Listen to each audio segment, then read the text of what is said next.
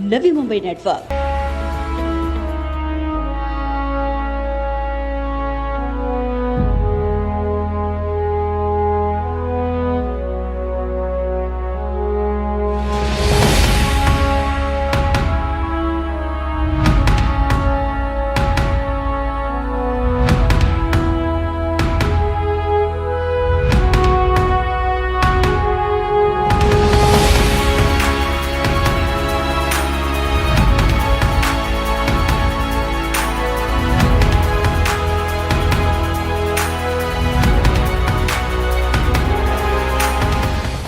Singapore के marina बे की तर्ज पर नवी मुंबई के दिल की धड़कन वाशी सेक्टर 10 में 10,500 वर्ग मीटर क्षेत्र में फैले सिडको निर्मित धोखादायक इमारत श्रद्धा कोऑपरेटिव हाउसिंग सोसाइटी के रहवासियों के घरों का सपना जल्द साकार होने जा रहा है।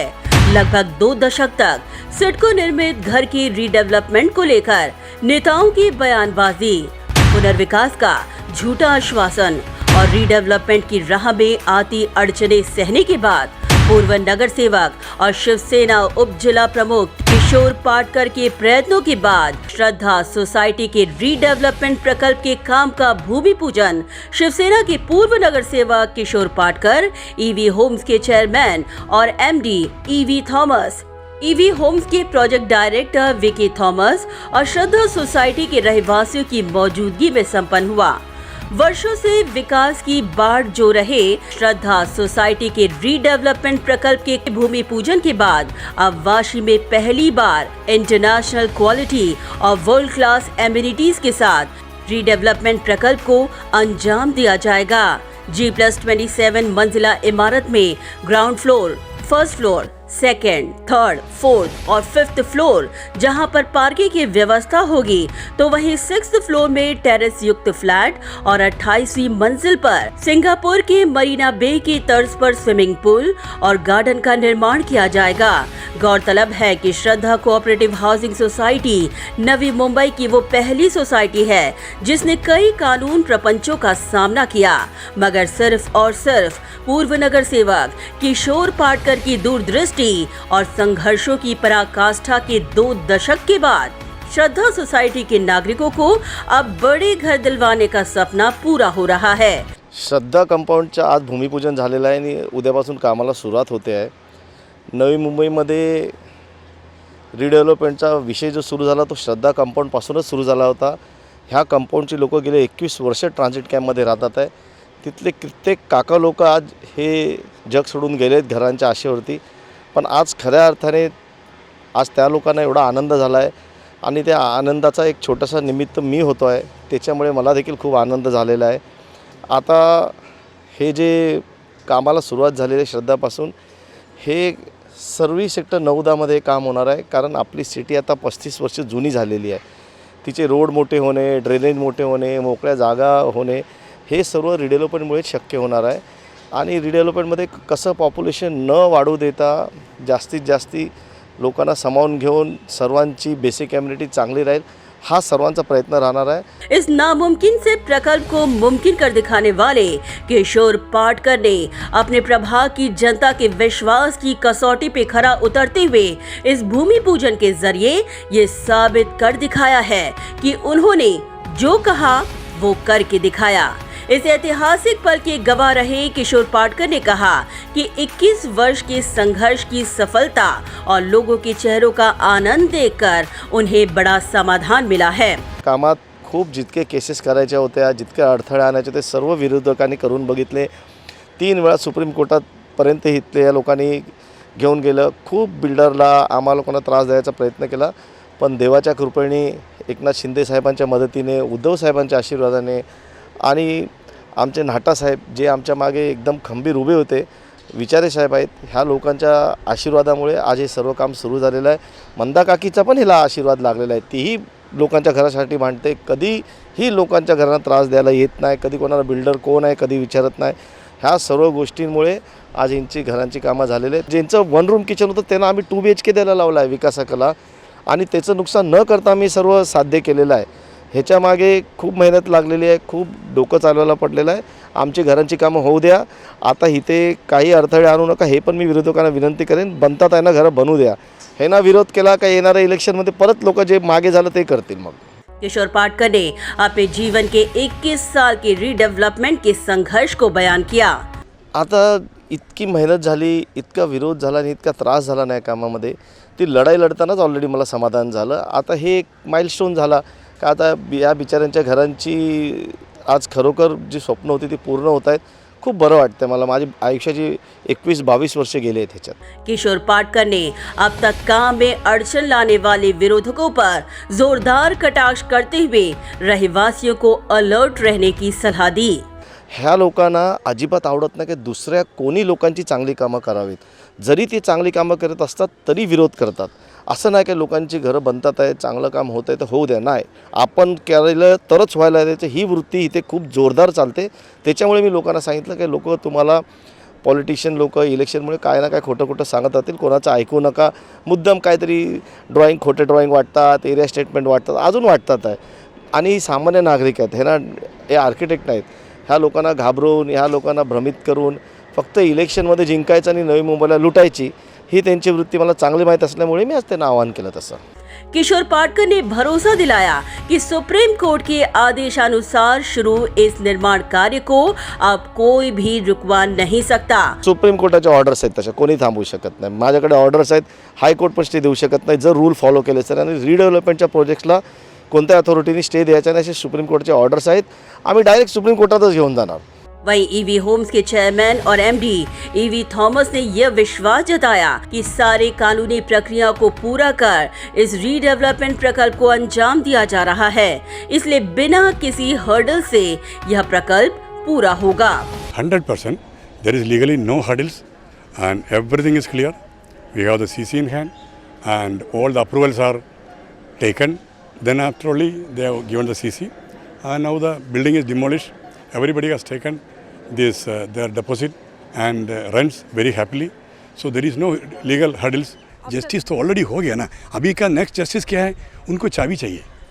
अभी meanwhile till they get the key, they want their deposit and rent. We already started and we will be completely giving the rent till we give the key. Now building is demolished. Now we should continue the rent till we give the key. And we should give the key as early as possible. These are two things. 100% there is justice. EV Thomas ने कहा कि निर्माण कार्य राज्य सरकार के दिशा निर्देशानुसार KIA जा रहा है, जिसमें पूर्ण तौर पर पारदर्शिता, नियमों का पालन किया जा रहा है। We have already planned it. These plans are as per government guidelines. It is not like that we make this much area. No. Government has a clear-cut rules. What are the area existing? How much additional to be given to them? And on that, how much area we are going to get? These are all as per rules municipality has approved. So nobody can reduce 1 foot, increase 1 foot. It's absolutely clear. Because this is after CC and we are registered in RERA. Everything is uploaded and everybody can see this. So here nobody can play anything. Not government, not municipality, not the builder, not the society. Everything is black and white.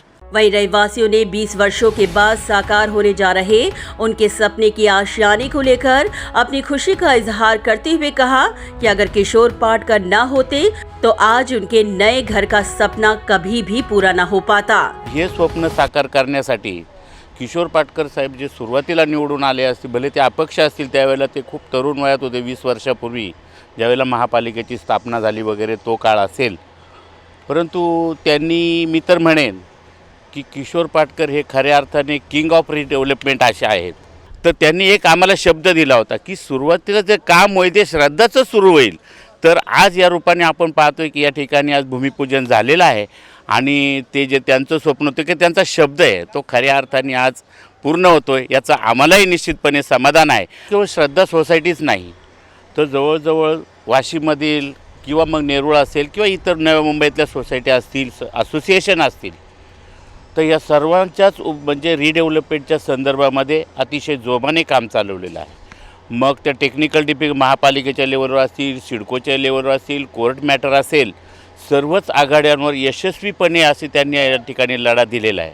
2010 सालापासून आम्ही त्याच्यासाठी प्रयत्न करत आहोत आणि आज त्याला खरं स्वरूप आलेलं आहे.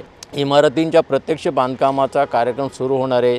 थॉमस साहेबांनी आम्हाला वचन दिलेलं आहे की आम्ही निर्धारित वेळेतच हे पूर्ण करणार आहोत. आम्हाला 3 वर्षाच्या अवधीमध्ये ते चाव्या देऊन आमच्या फॅमिलीला नवीन घराचं स्वप्न साकार करणार आहेत. किशोर पाटकर साहेबांनी आम्हाला पहिल्यापासून 2010च नाही, त्याच्या अगोदरसुद्धा ज्या वेळेला रमेश शिंदे साहेब होते त्यांना घेऊन ते आलेले होते जुईनगरला आणि आम्ही आज जवळजवळ 22-23 वर्ष झालं जुईनगरमध्ये राहतो आणि किशोर पाटकर साहेबांच्याही मार्गदर्शनाखाली आम्ही आज आत्तापर्यंत इथपर्यंत आलेलो आहोत आणि यापुढेही आम्ही त्यांच्या मार्गदर्शनाखाली राहणार आहोत. बरेचसेच लोकांची आज वय झालेली आहेत, कारण जवळजवळ आम्ही घरं घेतली 1984 साली.